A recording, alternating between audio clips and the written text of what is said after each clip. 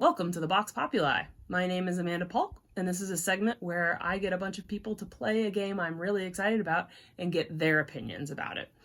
The game today is Planet Unknown. This is a polyomino drafting terraforming game where you are drafting polyominoes off of a rotating board that's in the center of the table named Susan. I'll leave it to you to determine whether you think Susan is efficient or lazy, but you rotate the board and select a tile on your turn, and then everybody else also selects a tile from the section of the board in front of them. You're filling up your personal player board with these polyomino pieces to terraform your planet. You're also running up some development tracks and competing on objectives with the people on either side of you. This game, for all of the different things that there are going on and all the options that you can be focused on or working on and decisions to make, I found this game surprisingly simple to teach, easy to learn, and just really snappy and action-packed. So that's enough about what I think about the game. Let's find out, what do people think of Planet Unknown? In one word, how would you describe this game? Elevation. Puzzle. Colorful. Terraforming. Golden Snitch. The Golden Snitch. I got to play this game for the first time at Origins and have been hooked ever since. There's really a lot to love about this game. And as you'll see here, a couple of the folks that I'm talking to are also at Origins, so apologies for the background noise. But let's see what other folks thought of the game. Components are really nice. Plays very fast, easy to teach. I liked how the game changed as your board became more populated. I like all of the component pieces. They're really cute, and then it's really satisfying to get stuff that fits together nicely. Things that it's also super easy to learn. It's very easy to play all together.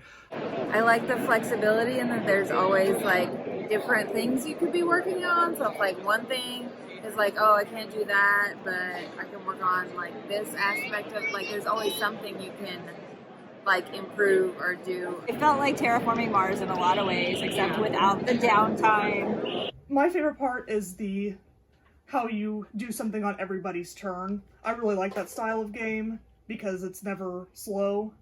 I guess on the flip side, it can make you feel a little bit bad to take a long turn because, for the most part, the turns are very quick. And I also really love simultaneous play, especially because we played a 6-player game, and so you don't have to wait 12 minutes or whatever to get to your turn. You're always doing something. I think it was an hour, just over an hour for 6 of us as new players, which is I feel really good for this weight of game. Yeah, you heard that right. 6 people, all brand new to the game, all learned the game and played the game in an hour's time. The list of games that can do that is pretty short, besides party games, and to also give a satisfying game experience was pretty remarkable. It's a nice theme, not super strong, but you still get to do the rover thing, do the life pod thing. But there are multiple boards and multiple corporations, another, settlement game. It made me feel like I was having fun with a little Tetris-y puzzle.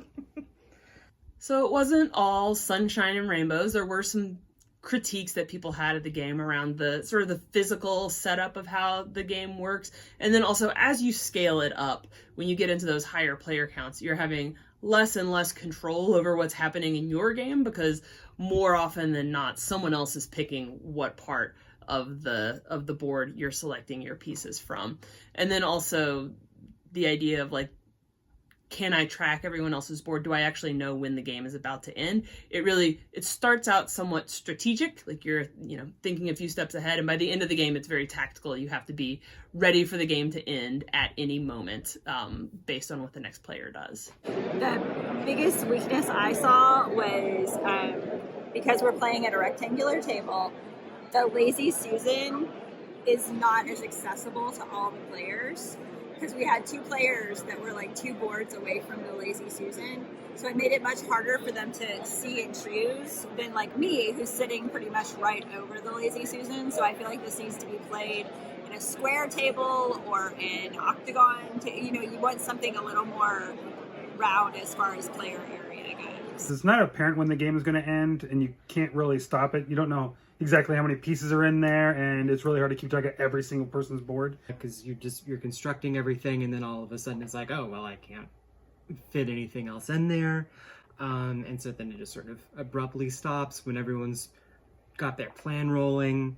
Also, the scoring, I think, is kind of finicky. There's lots of different things for a game that only plays about 30 minutes. It seems like there's a whole bunch of different scorings. And that's Planet Unknown. This is one that's definitely going to find a home in my collection. I think it will probably become one of my go-to game night games at the beginning of the night when you had the first few people arrive but don't know, maybe there's some more stragglers coming, just because this is a game you could play and have a lot of fun with 2 or 3 people, or go up to 6 until you know what your whole group is going to be like, and it doesn't commit everybody to a 3-hour game right at the beginning of the night. So that's, I think, where this game is going to live for me, as a game night kicker offer. I'd love to hear what you think about this game in the comments below. And until next time, happy gaming.